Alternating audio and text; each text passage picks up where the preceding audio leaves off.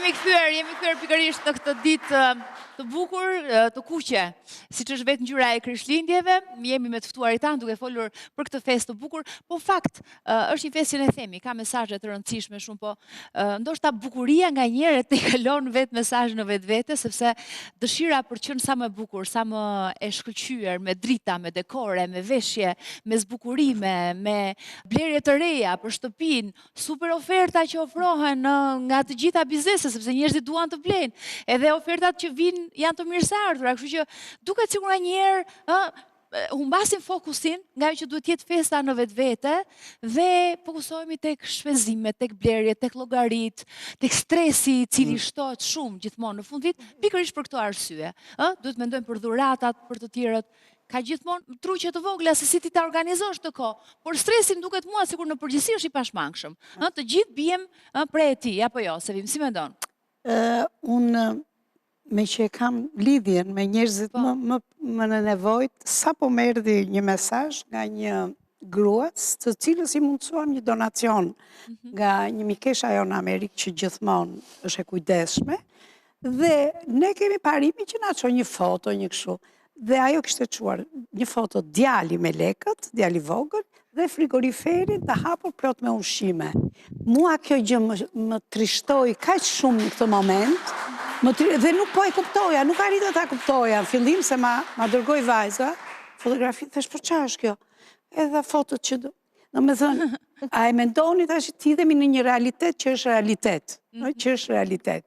Dhe prandaj mua këto festa zakonisht krahas kësaj dashurisë dhe lumturisë që normalisht të shoqërojnë dhe të bëjnë dhe me optimizëm për ditët që mund vinë, mund të jetë një vit gjithmonë të mbar, më trishtojnë shumë sepse nuk është pak, është një kategori e konsiderueshme, sidomos në Shqipëri, e cila rritet nga viti në vit.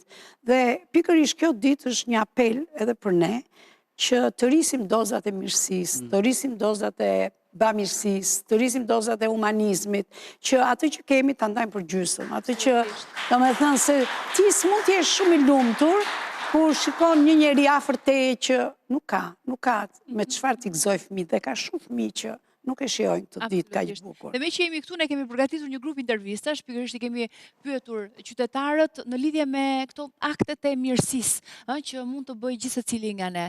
Dhe në fakt e kemi përqendruar në kontekstin shqiptar, pra çfarë mendojnë ata? Akte të vogla, një akt mirësie, të cilin ne mundemi ta bëjmë dhe duhet ta bëjmë në këtë periudhë, por jo vetëm, për ta pasur parasysh gjithmonë për ta bërë tonë, sepse nëse bëhet një herë tani, unë mendoj që diçka ndryshon brenda nesh, dhe njeriu kupton përjeton bukurinë e atij momenti, magjinë e të dhuruarit, e të ndarit me tjetrin. Kështu që ti nga kjo eksperiencë më pas fillon edhe ke të tjera, kështu që prandaj janë të bukura këto festa dhe kjo festë, sepse edhe të edukon edhe të mëson në këtë drejtim. Çfarë përgjigjesh kanë dhënë të intervistuarit tanë, le t'i ndjekim ta. Një akt mirësie që shqiptarët duhet të bëjnë më shpesh. Ti lëm vendin të moshuarve në urban. Do ishte shumë mirë që të përdoren fjalë magjike të njerëzit. Cili është një gest mirësie që shqiptarët duhet të bëjnë më shpesh? Po bujaria kryesisht, mirësi për raste të smundjes, për raste probleme kështu, se gjestet janë nga më të ndryshme, po për mendimin tim, kur njeriu ka një të smur ose një hall kështu, bujaria duhet të jetë virtuti kryesor i njeriu. Një akt mirësie që shqiptarët duhet të bëjnë më shpesh. Ka mirësi, me kontribu për njerëz të varfër. Që të ofrojnë gjithmonë e më tepër dashuri. Dashuri jo vetëm në fjalë, por dashuri në vepra bamirësie, të jenë bamirës. Nuk ka akt më i mirë se bamirësi. T'japi me, të falni me këto pa tjetër nuk diskutohet. Ndihmojnë të varfërit.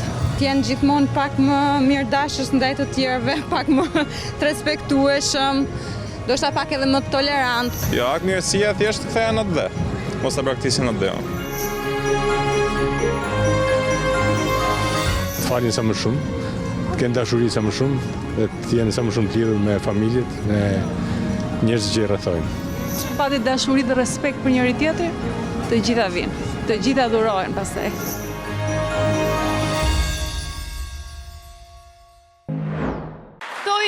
përgjigjet e bukura që na dhanë të intervistuarit tani. Përshëndes ndërkohë të gjithë. Laura, doje të jepi edhe ti mendimin tënd pikërisht në lidhje me këtë. Doja të thoya, e para më kënaqën ato që ka thënë, sepse ne gjithë kemi nevojë që për veten, po dhe për njerëzit rreth nesh, të bëjmë gjëra të vogla me dashuri të madhe, siç thot Nën Tereza. Dua të sjell shembullin e një organizate humanitare, që quhet Rotary Cosmopolitan, ku unë bëj pjesë, dhe gjëja që kemi bërë këtë vit, dhe vërtet ndiem krenare dhe thash si nuk e kam bërë dhe vitet e tjera, është që thjesht bëjmë një vizitë në shkollën, në Institutin Kombëtar të Nxënësve që nuk dëgjojnë dhe nuk flasin, dhe pyetëm drejtoreshën, çfarë keni nevojë, çfarë mund të bëjmë, unë vajta me idenë një projekti, dhe thot ajo që jeni pak vonë, a ka mundësi që ajo që kemi ne nevojë, janë 2 aparatura të vogla për sallën e fizioterapisë, sepse aty kanë nxënës apo ka fëmijë që kanë mbivendosje diagnozash, që kam mësuar dhe unë këto terma tani, dhe mblodhëm secili nga ne, nga një donacion të vogël personal, i blem aparaturat, i blem edhe disa pako me dhurata për nxënësit, dhe unë nuk e haroj ditën që neve shkuam për t'i dërguar, sepse ndoshta dhe drejtoresha atë instituti, një grua që vërtet e donte ato punë me shpirt dhe bënte maksimumin që ata fëmijë të ndieshin mirë, tha hajde dhe çojeni vetë në sallën ku bëhet fizioterapia, dhe ne gjetëm fizioterapistin duke punuar me një fëmijë të vogël rreth 9 vjeç që kishte probleme me këmbët, dhe që se sa aparatura që ne quam, se sa shumë e ndihmonim, dhe ti tek shikoje një fëmijë që nuk arrinte të fliste dot, por që i shkëlqenin syt, dhe ti çoja ata aparaturë që ndoshta ai e kishte nevojë, do të thënë nuk di të them se ne vetëm na iknim lotët dhe nuk arrinim të flisnim, dhe në atë moment menduam se sa shumë falenderues duhet jemi për shëndetin që kemi, por ndërkohë sa shumë kemi nevojë që nga një çik, sikur një çik të heqim nga vetja, jo vetëm anën monetare, po një çik edhe atë anën humane, ta dhurojmë të njerëzit, do me thënë jo vetëm, një dhurat u bë për të pasur një impakt e fëmijët, po dhe atë fjalën e mirë për t'ia thënë atyre të cilët kanë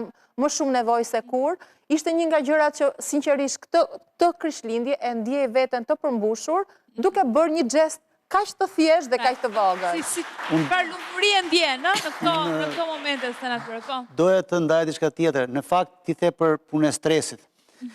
Ne pastorët, domethënë në gjithë Shqipërinë, edhe Bashkia Vëllëzëriu Gjallore e Shqipërisë, ne shpëndajmë mbi 100.000 pako për fëmijët. Vetëm për fëmijët, pavarësisht edhe gjëra të tjera që janë familje në nevojë, projekte sociale që ne bëjmë në kudo në gjithë qytetet e Shqipërisë. Dhe për ne është një stres i jashtëzakonshëm sepse duam të jemi tek çdo familje dhe tek çdo fëmijë, sepse çdo fëmijë duhet të gëzojë. Çdo fëmijë duhet ta shijojë këtë fest dhe na vjen keq ndonjëherë që nuk mund të jemi dot për shkak të kapacitetit dhe nevojës të mëdha që kanë, por shkojmë më shumë tek fëmijët të cilët kanë nevoja të veçanta, te fëmijët të cilët janë të braktisur, tek jetimët, tek çdo një fëmijë i cili nga shoqëria mbase edhe nuk shikohet me këndvështrimin e duhur. Patjetër, po le të themi që modeli juaj është patjetër shumë i respektueshëm dhe një model fantastik që i jepni, por bëhet fjala për njerëzit e thjeshtë, se imagjinohet sikur ju pak a shumë jeni gjithmonë në kontakt me njerëzit të nevojshëm, është pjesë e misionit tuaj, pikërisht. Flas për njerëzit e thjeshtë, të cilët kanë aktivitete totalisht të ndryshme në jetën e tyre. Çfarë mund të bëjnë njerëzit e thjeshtë dhe çfarë duhet të bëjnë në fakt? Të mbushësh frigoriferin e tyre, ta mbushësh plot, ta marrësh atë personin ose kryetarin e familjes me i cilit ka kontaktuar vazhdimisht. Edhe me të gjitha produktet ushqimore, të ashtë një sasi parash edhe frigoriferi të tyre të mbushet plot. Kjo është e para, do të thënë. Nevojë bazike. Praktikisht nevojë bazike për të tilla raste. Nga ana tjetër, unë personalisht kam, unë dhe Endri, do të thënë, të dy kemi edhe një përvojë shpirtërore. Jo vetëm në të tilla ditë, do të thënë që po edhe në përgjithësi është ajo pjesa depërtimi muzikës, për shembull. Ka raste njerëz që janë në ditët e fundit, për shembull ka kemi disa raste që na shkruajnë ose komunikojnë, thotë, për shembull jo më larg se para një jave, 2 javësh diçka e tillë, merr një vajzë dhe thotë babi im është në ditën e fundit dhe dëgjon vetëm muzikën tuaj, për shembull. Edhe do doja një prononcim, do të ti thoni diçka në një video. Edhe kjo është një pjesë që në dëshire për të me plotëson dëshirën për njerëz që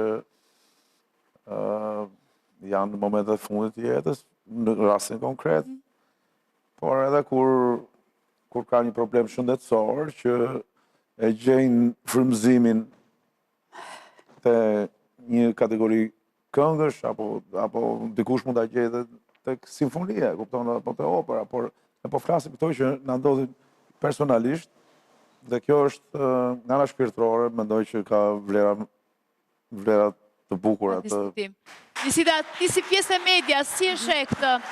Ndoshta të vijë edhe si një lloj mesazhi për gjithë ata që na ndjekin. Çfarë mund të bëj një shqiptar i zakonshëm, pa u munduar, le të themi, dhe ai në kontributin e vet, se jo me patjetër kërkojnë kontribute të mëdha. Mjaftoi edhe xheste të vogla të cilat mund të ndryshojnë, edhe sa të kanë efektin e tyre. Megjithatë, Rodina, unë do thoya sepse ndoshta pastori mund të kuptoj më mirë këtu me fe në këtë rast, edhe pjesa me që jemi në Krishtlindje, bamirësia bëhet, po nuk bërtitet, është kështu apo jo, tek pjesa e kishës sidomos. Dhe kjo ndoshta ka rendiment më të madh dhe është më rezultative. Media ndikon shumë, media është pushteti i madh dhe të pamundurit janë kryefjala. Nga njerëzit nuk është keq të thuhen themu, sepse kur jemi ende në një kohë ku duhet të ndërgjegjësojmë, dhe jo ti ekspozosh njerëzit. Jo ta bësh ti me qëllimin për ta mburrur veten ose po. Çfarë duhet bërë? Nëse këto gjëra përmenden, vetëm jemi modele. Shumë i nderuar të gjitha muzikës është ushqimi më i mirë shpirtëror që mund të bëhet dikujt. Mund të mos bëhet bamirësia me këtë qëllim, por nëse përmendet dhe jepet si model, unë mendoj që shpirtërisë vetëm i bën mirë sepse jep në këtë rast, për shembull, Stefi ka fatin më të madh që mund të kontribuojë aq bukur me dikë që siç rasti që përmendi. Megjithatë, Rudina, unë do thoja që përveç pjesës materiale, ne kemi nevojë për fjalën e mirë për gjithë secilin. Sepse e theksoj, jetojmë në një shoqëri ku fjala e mirë nuk të thuhet shpesh. Madje ne po e diskutonim edhe tek pjesa, tek holli i pritjes kur ishim për të hyrë në emision. Jemi në shoqëri që edhe kur dikush e meriton t'i thuhet diçka, stepesh apo rezervohesh, nuk ka pse. Po se të tillë jemi kthyer.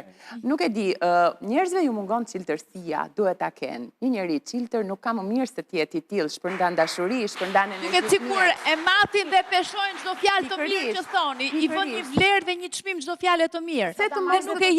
Nuk e japin pa marrë në shkëmbim diçka tjetër. Se të mos mbushet shpirti me fjalë të mira, me energji të mirë. Unë nuk po them të pamerituar, apo të bëjmë sa është e mundur.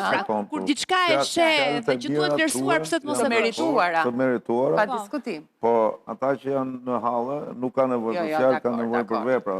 Rasti nuk i ngjan rastin. Prandaj quhet periudhë reflektimi, kur flasim për. Në fakt unë do ta shihja në një kënd vështrim tjetër, ndoshta unë do e shoh në këndin e nënës. Me Deanin këtë vit ne vendosëm që edhe Deani të përfshihesh pak në këtë pjesën e të dhuruarit dhe ta përfshinte pjesën emocionale dhe sa e bukur është kjo.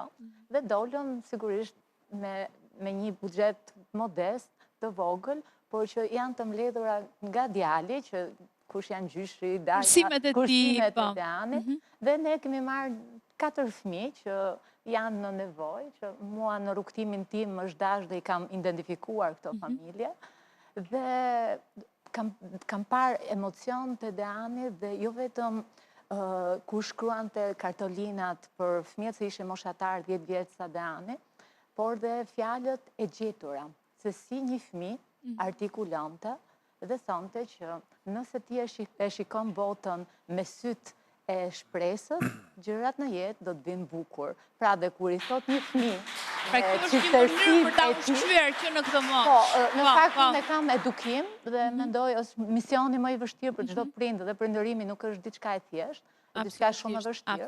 Dhe është detyrë për ta edukuar dhe për të rritur me mirësi, çiltërsi, që mos kemi këto probleme më vonë që çiltërsinë dhe mirësinë ta marrim me dobësi, po të jetë pjesë e përmbushur dhe ta ketë pjesë të rrugtimit ti. Dhe për mua kjo është një sfidë shumë e madhe. Unë besoj që kjo është një dhuratë e madhe që i bëhet fëmijës, nëse ti e edukon këtë lloj ndjesie, ai do të ketë një jetë të pashtë, një jetë të bukur. Pra do di ta gjej paqen edhe qetësinë brenda vetes, nëse ati edukon vlera të tilla. Është një dhuratë shumë e madhe që i bëhet fëmijës nga prindërit. Do të kemi sërish një moment artistik.